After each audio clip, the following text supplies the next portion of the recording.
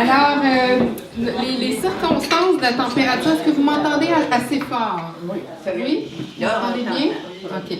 Les circonstances de la température ont fait que c'est aujourd'hui plutôt que le 20 janvier que nous nous rencontrons.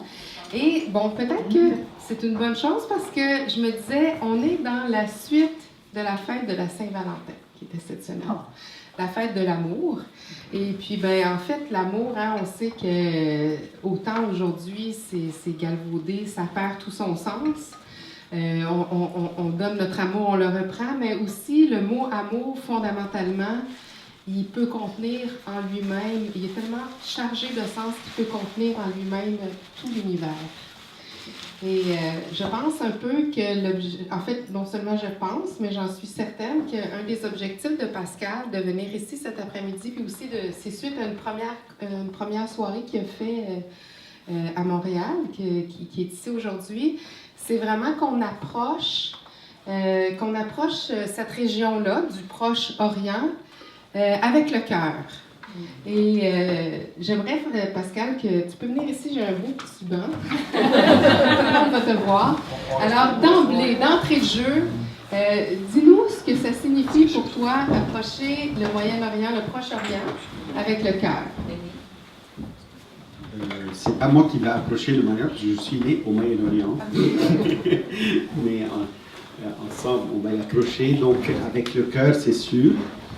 Parce que le cœur dans la Bible, c'est pas le cœur qu'on a ici seulement, c'est tout l'être humain pratiquement. Et ça, c'est pas seulement le sentiment qu'on peut avoir, mais c'est le lieu qui recueille tout notre être, toute notre intimité, nos pensées qui fleurissent, qui deviennent pensées après. Tous nos désirs. Et donc, c'est important aussi quand on va parler de l'histoire de personnes, parce que les peuples sont faits de personnes aussi. À travers les siècles, ils ont construit une culture, et donc on va les approcher. Et pour les connaître, il faut laisser pas nos paradigmes, nos façons de penser, nos schémas, nos habitudes, il faut les mettre de côté. Un peu comme Jésus a fait, c'est-à-dire Dieu, il a envoyé son Fils, il a oublié qu'il était Dieu, il est devenu un homme, un rien, pratiquement, un mortel, et il a oublié, il a mis tous ses projets, ses paradigmes de côté, il a vécu comme nous. Et c'est un peu notre vocation pour pouvoir rencontrer une autre personne, et aujourd'hui on va rencontrer des cultures, et en pensant au Moyen-Orient, au Proche-Orient.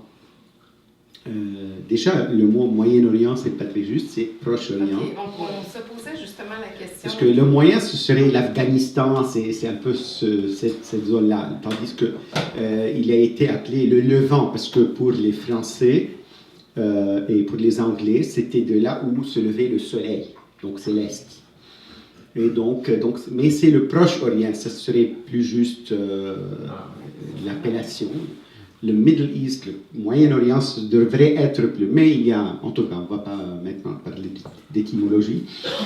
Et donc, il y a tout des mers entre nous, un Atlantique, et donc des barrières géographiques qui font que aussi c'est difficile dans le temps, quand les gens voyageaient, avant de recevoir une lettre, par exemple d'Europe jusqu'ici, ça prenait un mois pour que ça arrive.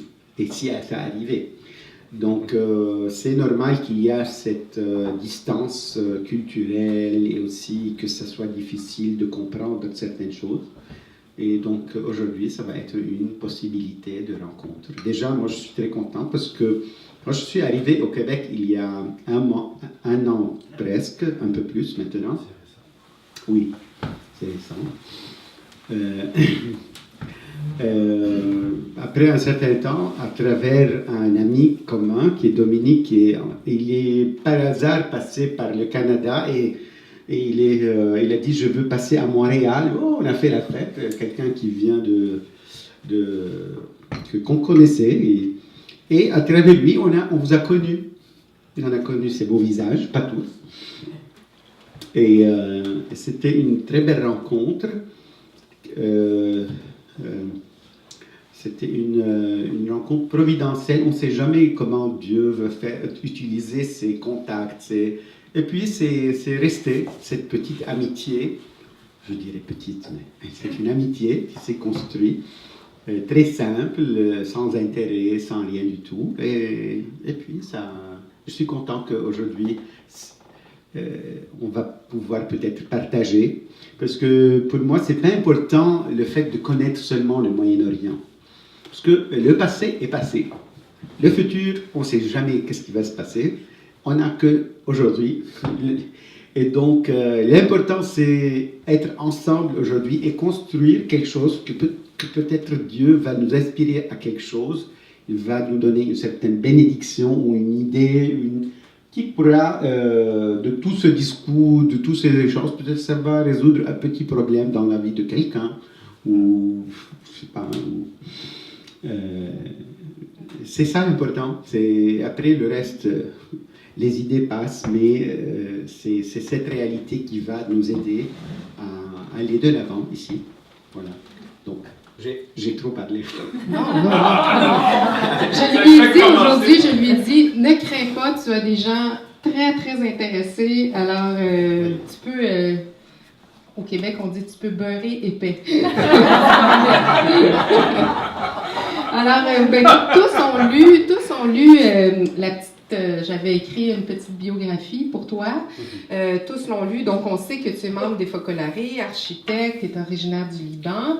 Mais j'aimerais en quelques mots que tu nous parles, parce que quelques-uns ne connaissent pas le mouvement des Focolari peut-être, et sa fondatrice Chiara Lubich. Oui. Et peut-être aussi inclure dans cette question un tout petit peu ton contexte à toi. Tu es né au Liban, bon, tout ça, un petit tour d'horizon. Voilà. Comment ça se fait que je suis né au Liban? C'est la faute à mon père. Oui,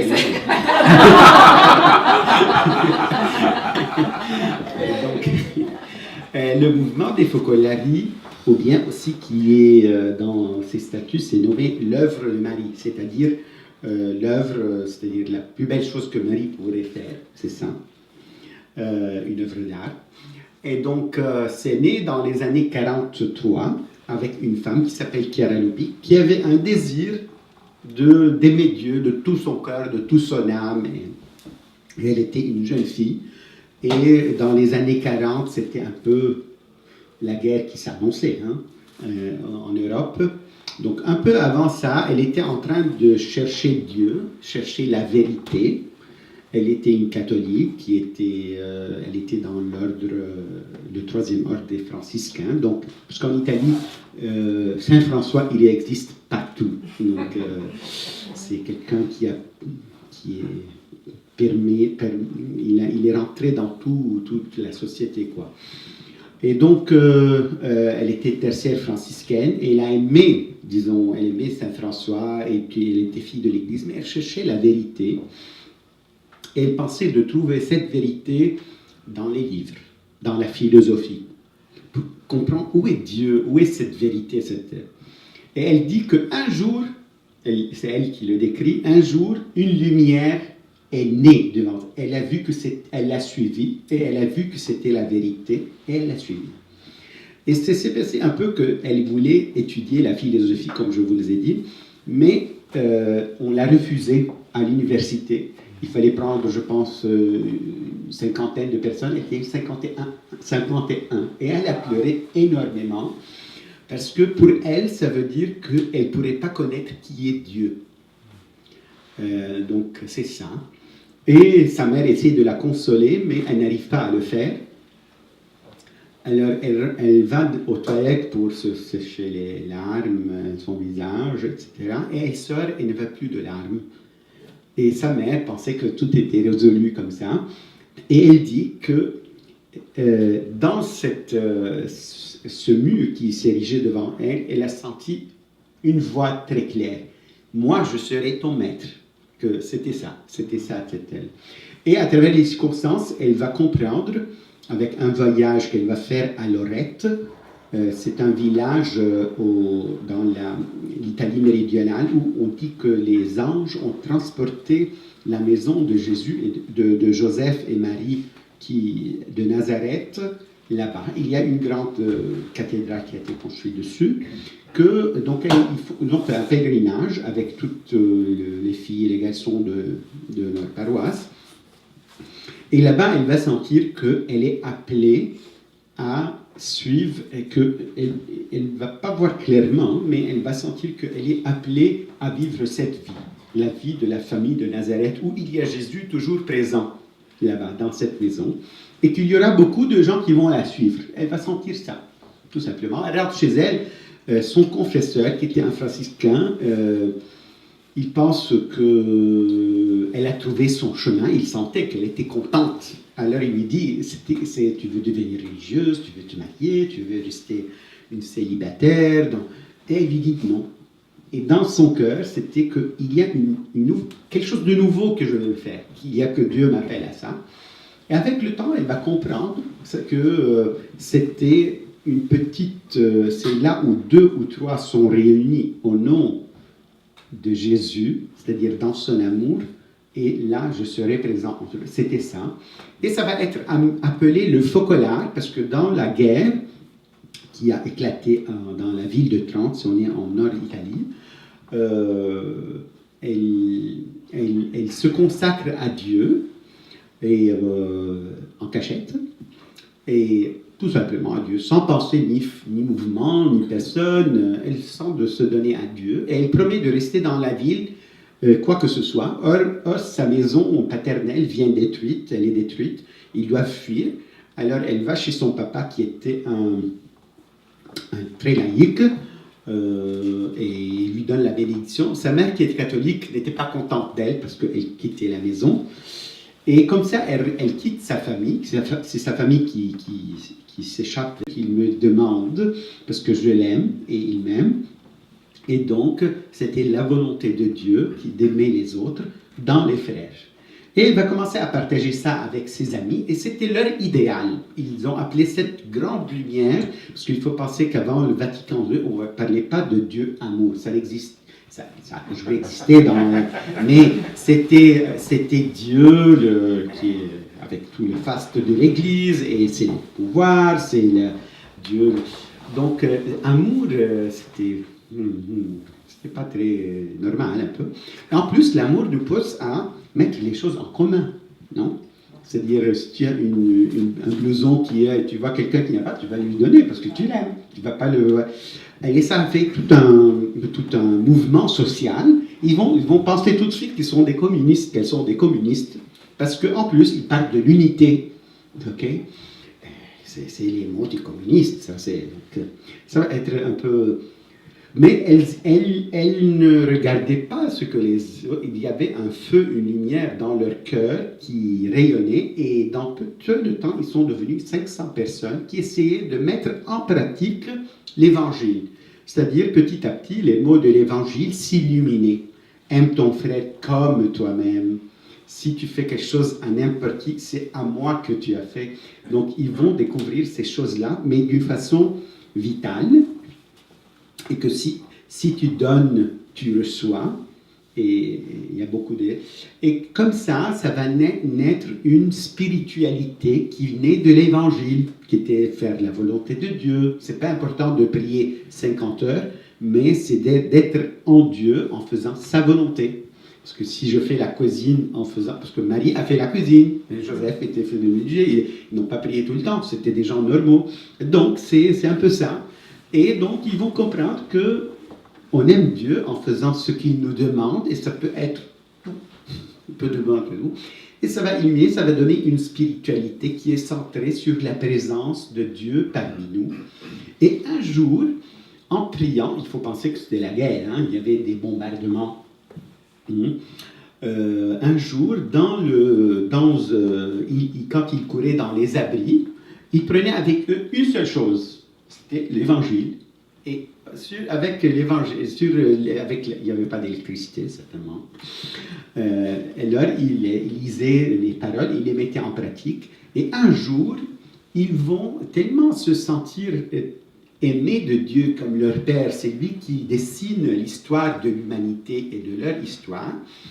C'était la fête du Christ roi, je pense. Ils sont devant l'autel et ils crient et ils demandent, unis au nom de Jésus, que, il dit le psaume, je te donnerai toute la terre. Je ne me rappelle plus maintenant de l'expression en héritage, ou comme tout cet esprit va aller partout dans la terre. Ils vont demander que cette parole de l'Évangile à laquelle ils ont été très touchés, Père, que tous soient un comme moi et toi, nous sommes un, qu'elle se réalise.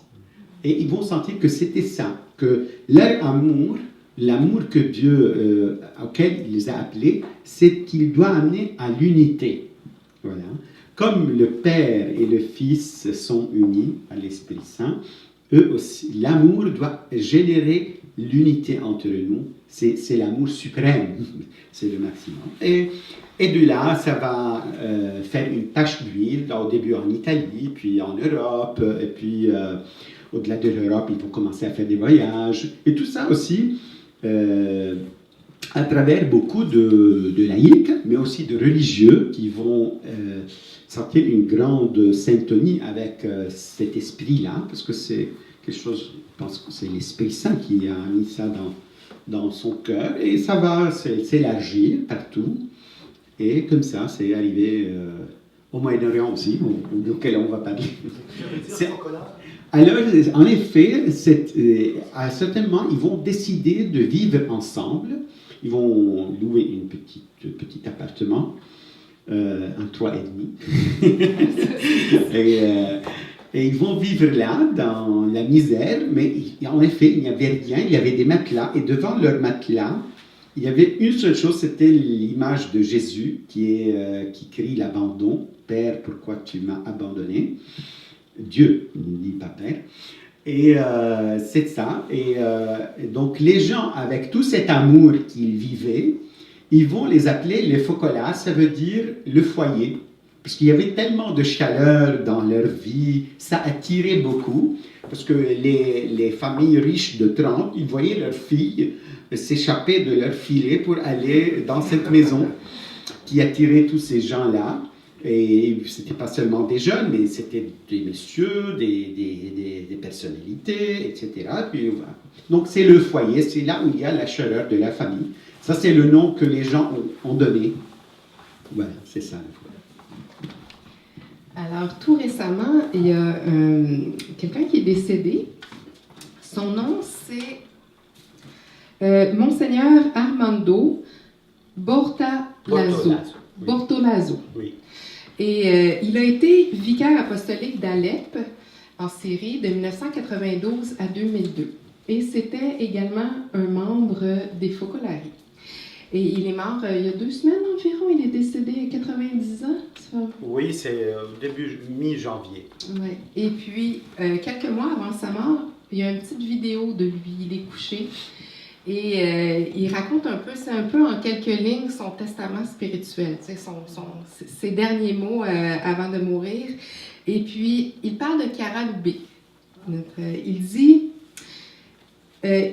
qu'elle lui a dit, que Chiara lui a dit, si tu veux porter l'unité, parce que pour Chiara, l'unité, c'était au-delà des religions, hein, c'était le monde dans son entier.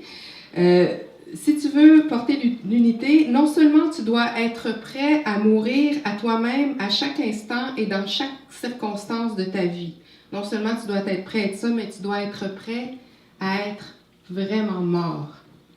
Fait que là, il dit, j'ai essayé de faire le mort à moi-même, de sorte qu'autour de moi, l'unité soit possible. Et puis, c'était mon introduction pour te poser une question, Pascal. Est-ce qu'à un certain moment donné en Syrie, tu as un peu pris cette décision-là de dire j'y reste malgré que je peux mourir? Il est pas au courant de mes questions. Oui. En ce moment, je pensais que tu as pris la décision de mourir. Dans une guerre, tu ne prends pas la décision de mourir, c'est les autres qui la prennent. Tu voulais que je dise ce que j'ai dit l'autre fois, un peu peut-être.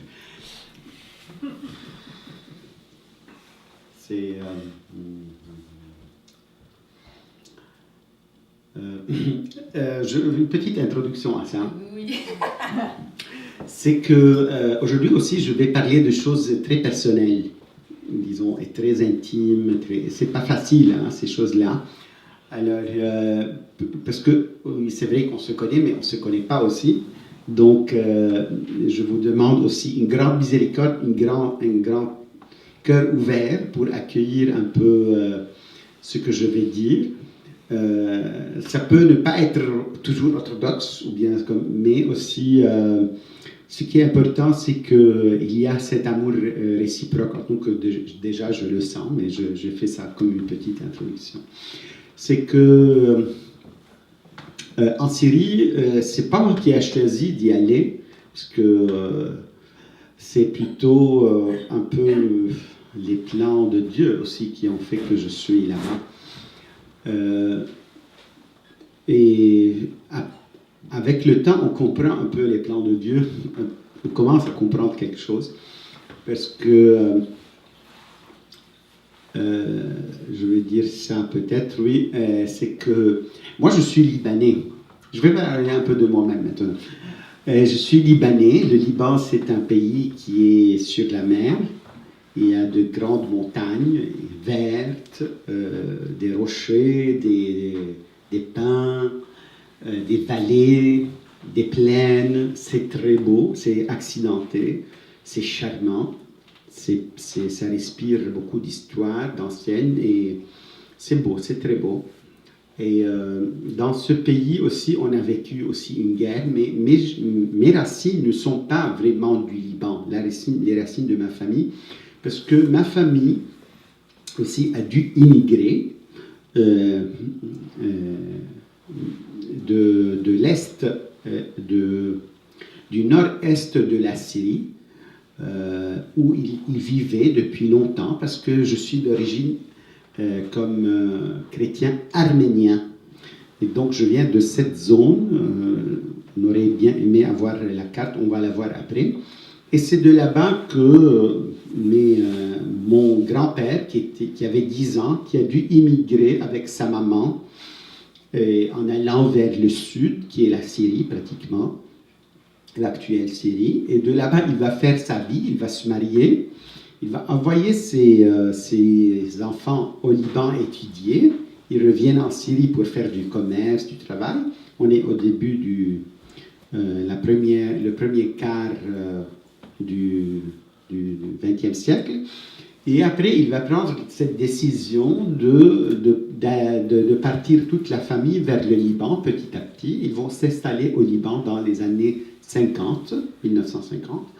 Et c'est là-bas que je suis né. Mon père a connu après ma mère, qui est aussi d'origine syrienne, syriaque aussi. Syriaque, on va l'expliquer après. Et donc, je me suis retrouvé là-bas. Et aussi, malheureusement, on pensait de rester là-bas, mais il y a eu une guerre qui éclate. Donc, mes parents décident petit à petit, mon oncle, mes oncles sont partis. Et en 92, ma famille décide d'immigrer. Et on avait le Canada comme possibilité. Et donc, on a été au Canada. Or, moi, j'avais déjà connu l'esprit des Focolari et je sentais que Dieu m'appelait à quelque chose d'autre. Alors c'est là que, au lieu que moi je quitte la maison, c'est mes parents qui ont quitté les maisons, c'est moi qui les ai accompagnés à l'aéroport. Et pour moi, c'était très, très, très fort parce que aussi on est très liés on a des liens familiaux très forts. Pour les hommes et les femmes d'Orient, le lien familial est très... C'est pas normal, hein? Pas toujours.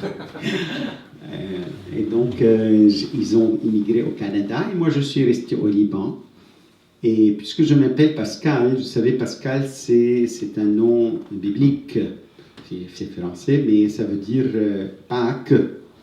Ou c'est plutôt, pas seulement Pâques, mais c'est l'agneau pascal, c'est ça, on dit adjectif, c'est un nom, je sais pas. En tout cas, mais donc ça veut dire, en hébreu, c'est le Pesach, c'est le passage, faire un pas. Et c'est c'est un passage vers quelque chose d'autre. Donc, ça doit apporter changer, ça porte des douleurs, mais ça doit apporter aussi des joies. Et donc, je me suis retrouvé à faire